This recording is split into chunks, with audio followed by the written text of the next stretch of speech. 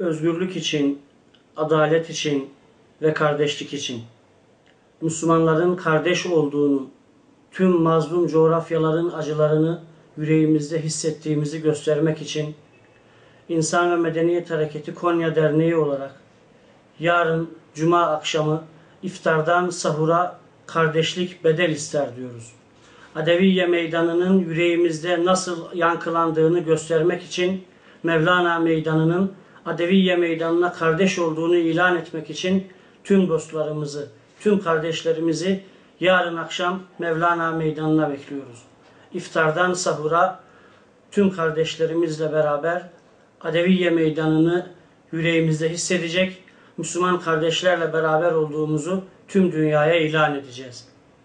Tüm kardeşlerimizi, tüm dostlarımızı bu güzel günde bizlerle beraber olmaya ve Mısırlı Müslümanlara destek verdiğimizi ilan etmeye davet ediyoruz.